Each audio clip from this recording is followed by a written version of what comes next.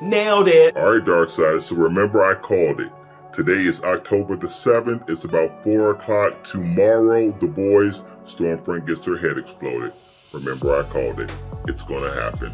Okay, I did not nail it like I said I was gonna nail it. I did make that forecast. That theory didn't quite come through like I thought it was gonna come through, but she still got her butt kicked, and I'm happy about that. Season 2, episode 8 of The Boys. This is the season finale. Really, this could have been a series finale. That's how phenomenal this was. I thought this thing was fantastic. All right, so 2 things you're definitely going to get from this review is, number 1, I'm going to share with you what happens with Stormfront because she's definitely not dead, but I'm going to tell you how they're going to bring her back and how they're going to do it without making us throw our shoe at the screen. And then I'm going to tell you what happened when we all got hit with a cinematic sleight of hand. That's right, we all got tricked. None of us saw this. Going to tell you what happened and how we got tricked. So stay tuned as we get into this final episode of season 2, episode 8 of The Boy. You gotta love the relationships in the show. Like, I feel like that is what this show really is about. It's not even really about superheroes. Yeah, we got folks with superpowers in the show, but it's all about relationships at its core and how relationships affect the individuals within the show. So it's fascinating to see that. And in this episode, it's cool, right? Because we really see some arcs. Now, the first arc that jumps out at me is Billy's arc. Did you guys catch that? He does have a bit of an arc. We see this at the end when he tells Becca about the deal that he made with Ryan. When he was like, yo, I made a deal with Edgar. Basically, go ahead and take Ryan. Becca's coming with me, and that's that. But he can't go through with it. And he's begging Becca to let him do this. He's begging Becca to, look, go, be safe, let me go deal with the Supes. I don't trust myself around that kid. That's an arc for him because you remember before, he wanted nothing to do with Supes. So we start to see a slight change in his character, but the wonderful thing they do with Butcher is they always keep you off balance with him. Like, we see little hints of humanity and compassion with him, but then he goes and does something else and we're like, man, I don't even know if this dude has really changed. So they do a really wonderful job of keeping us off balance with this character, and a big part of that is due to the acting of Carl Urban, who I absolutely love. He is fantastic in this. We got to talk about Homelander in this episode. I don't care, man. Listen, let me just say this, right? And I know you guys might have some issues with it. It's fine. Drop it in the comments if you do. I feel sorry for Homelander. To me, you can see like hints of him trying to pull himself together, trying to be a better person. Now, he is insane, which makes it difficult to be consistent when trying to be better. When you're cuckoo, it's hard to do that. But you can tell that he wants to be better. And I feel like he is completely torn with all of this crap that Stormfront is spouting about white is right. And then the whole thing she says about the country treating us different for the color of our skin. Ay, ay, ay.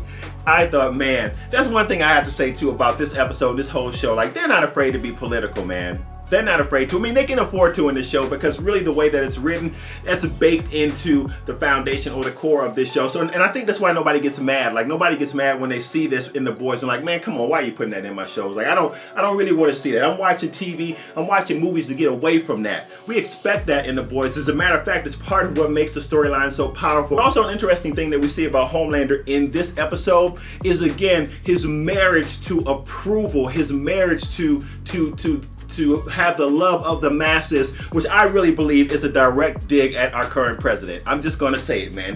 You might click off the video at this point because you're like, okay, Al, you went there. We don't want this stuff in our reviews. You can't help it when you're looking at The Boys. You can't help but talk about it. Now, when we get to the situation with Ryan killing Becca, man, I'm gonna tell you, I'm not gonna lie to you, like, it hurt me, man. It hurt me deep, man. I was like, wow. Wow, I mean, when you think about the fact that he wanted to be reunited with his mom, he finally is reunited with his mom, and then he sees Stormfront choking his mother, which honestly, I didn't know what happened at first. I thought, did Stormfront choke her that hard to cause that much bleeding? And then I put it together that, oh my gosh, Ryan has just killed his mother trying to save his mother, and that's where all that blood was coming from. But I tell you what, he deep fried Stormfront. I was so glad that she got that, but I felt bad for him because, again, like, the whole idea with Ryan is to not have him grow up and be like his father, not have him grow up and be this really almost all-powerful force that is a negative a person in society. But when you kill your mom, I'm gonna tell you something, that's gonna have some psychological and emotional impact on you. And I'm thinking, man, like, He's about to start the cycle. He's about to be nuts just like his father unless some intervention happens. So that took me for a loop. Like that took me for a loop. I wasn't expecting that. Then he's sitting there, he's crying, and he's saying he's sorry. And then you look at his two choices of who he has to go with. Like, who's going to come and give this boy some stability? You got Homelander, who I believe, again, as I said, I really do believe he wants to do right, but he's nuts.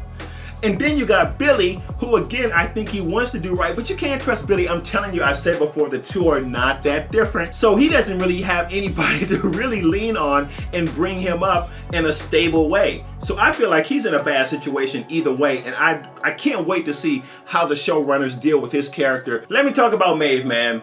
Okay. Yeah.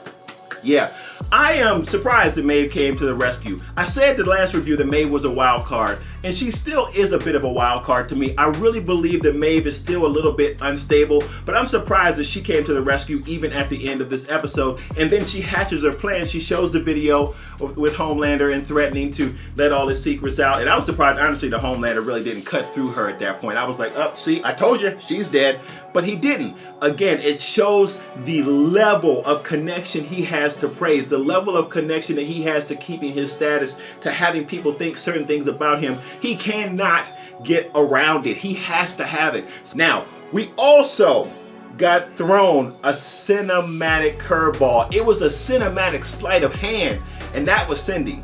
Cindy was designed to throw us off. Cindy was designed to make you look over here when the real threat was over here, and that is Newman. I think that character, they said, is really patterned after AOC. So we're all looking at Cindy thinking, okay, Cindy is the one that's popping heads, but it's Newman is the one that's popping heads. And I did not see that coming, but that was some sweet writing because they had everybody looking the wrong way. And so now we know that she was doing that in the courtroom as well. She basically has been building her case to climb the ladder. And I believe that she is essentially really going to try and take out Edgar. Either that or the two of them are working together. Now, what I also think is interesting about Newman is that, do we not know what was going on with her? Do we not know that she was a suit? Do they not know that she was a suit? How did she become a suit? Now, my theory is this. She took Compound B. She was not always a suit, but she took that Compound B, and that is the power that was given to her, and then she started to use it. I'm saying this because we know that from a prior episode when she had a conversation and she was talking about how long they had trying to shut down Vought, but they weren't able to do so. And then all of a sudden, I think she's closer to it. I think that she took Compound B when it got out, and that's how she gained that power. Now, let's talk about Stormfront. Is Stormfront dead? Most of us know that she's not dead. If they were going to kill her, they would have killed her. They literally we would have seen her die right then and there. But we know she's not dead by the conversation that Homelander is having right with the press. Now, how does she come back? I'm going to tell you something. I don't want to see any bionics. I don't want to see any robot parts or anything like that. If that was the case, you should have just killed her. Because if you're going to bring her back, you have to bring her back the right way. Now, I have a theory about how they can do it, and I think it will be plausible. And I think most of us will be like, okay, yeah, Al, like I can see that happening. Gecko. Now, you remember Gecko from a few episodes ago. This is the cat that can regenerate his limbs. Now, it's totally conceivable that they have a vial of his blood or a vial of his genetics or something like that, and they could give that to Stormfront, and that could give her the ability to regenerate part of her limbs. That's the way I see her coming back. But because she's not dead, she's definitely coming back in some shape, form, or fashion. But I really did enjoy this episode. If you are not watching Warrior, make sure you follow us, hit that subscribe button. It is a fantastic show. As a matter of fact, you can see the review that I did for the first episode right here. I'll meet you there.